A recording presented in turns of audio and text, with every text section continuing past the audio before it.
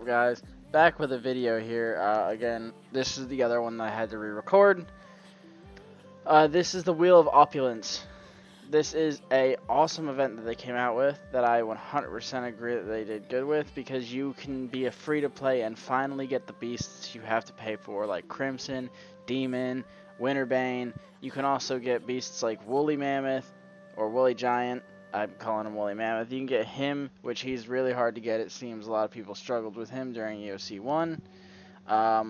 But the main thing is free-to-play spenders can now join the leagues of people who spend, because they can get Demon Rex, Winterbane, Crimson, and those are three of the most important beasts for formation building and stuff like that when it comes to late game.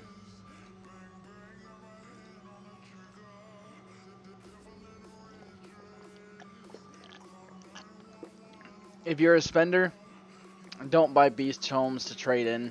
If you're a spender, just buy the lucky coins.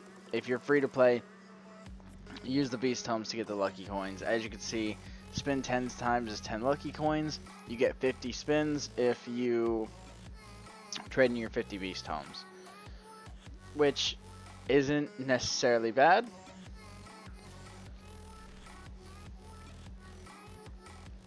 But at the same time, these shards can be a bit of a pain to get.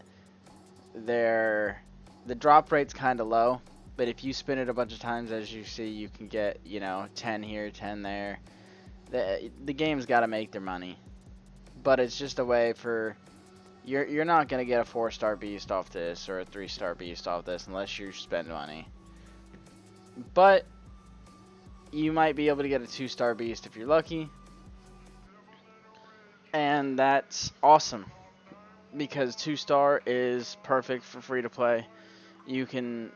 That's better than nothing. I'd rather have a 2-star Demon Rex than a 5-star Elder Komodo for my third beast. So it really just helps out a little bit. It's going to increase your stats a little bit if you get the right things and you play this event right. Personally, this event I would only use for Demon Rex, Winterbane, Crimson, or Woolly if I was free to play. I would prioritize whatever my alliance wants me to prioritize, because each alliance is going to have different things. Like we over here in OPX, our main formation that we use is Barbarian. So all of our free to play Barb guys should be using this to get Demon Rex. Sucks you still can't get Kong without spending money, but it is what it is. I'm going to talk to you about the Beast Brawl as well in this video, and I set up my beasts specifically to do this event, and you should do the same thing in that aspect. I put all of my best relics on beasts that go for this, that I'm going to be using for this event. All my gold relics are on beasts that I'm using for this event. I took my relics off the other beasts. Personally, with the formation that I use, because it's what I have with good skills and whatnot, good skills, good level, good starring, I use Rex as the front runner. Has good endurance, which gives him high HP, so he's gonna tank for a long time. And then I put Kratos in behind him because of Kratos' skills. If Rex gets one halfway, Kratos will finish him off and then get a bunch of HP back. And then Kratos will get one halfway, Spino will kill him. Kong I always put at the end. Kong is kind of like the clean sweeper. Kong will clean sweep pretty much anything that you put in front of him. I don't know why. Kong is just very broken when it comes to Odyssey. Tiger gets the same thing, restore 25% of maximum HP, so I put him behind Spino to allow him to get a HP boost after he kills what Spino couldn't. Now, with this event, I try to show you this battle here and how this works, but Sadly, the guy that I attacked was too weak. But your skills up here in the corner, that's what's going to help you win battles. Not just the stats of your beasts, but the stats of your beast make a huge difference. As you can see, Spinosaur's endurance is over 1,000, which gives him 4,200 HP, and that's partially because he's got a gold relic set on him.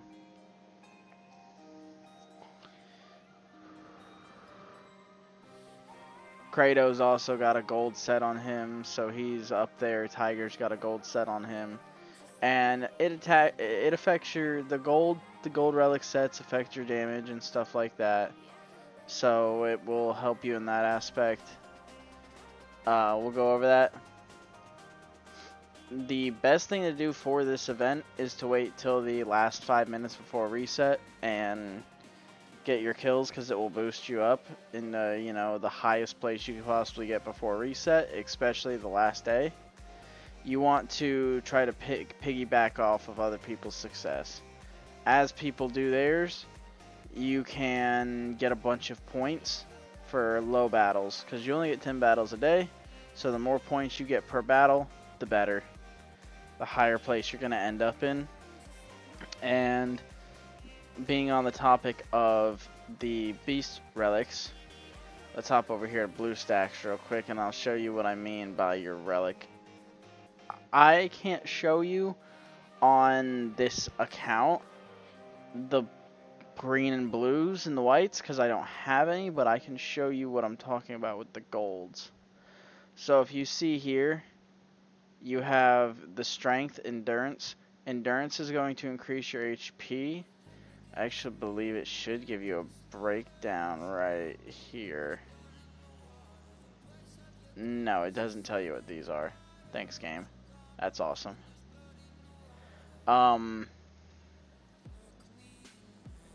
But your endurance is going to be your HP. Your agility is going to be your attacking.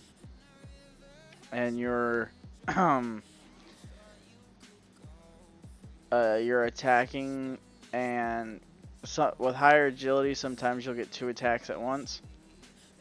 With strength is going to be how much your attacks deal. Endurance is going to be how much HP you have, and your aggressiveness is going to determine who goes first in a battle.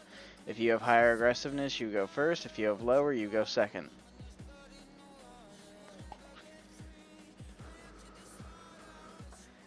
That's pretty much all you need to know about this event in general.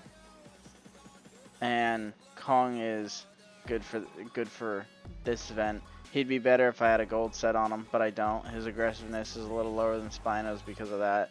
Agility, but he's still got really good stats all around.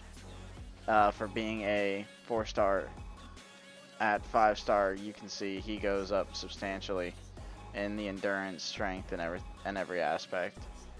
5 stars are obviously the best, but you just need to put your best stars with your highest level skills and your highest level beast. For an event like this, you want to transfer as much of your XP as you can to the beasts that you plan on using. So as you can see, I have all these stacked up into the 90s because that's what I'm using. And you want to set your defense formation up to be the best possible that it can be as well. You're going to use your attack formation on defense. As you can see, the aggressiveness on Krista is low, so I'm not going to get the first hit here most of the time. Where if I use Spino, I'm probably going to get the first hit in.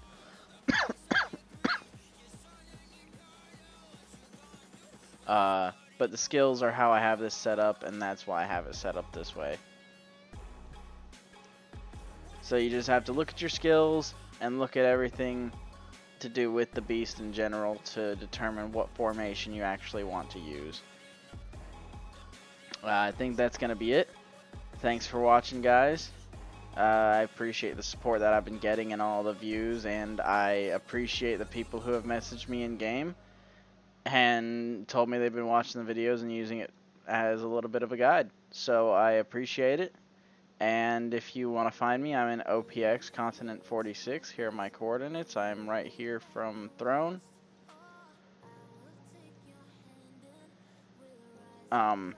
Thank you guys, and peace. Feel free to message me.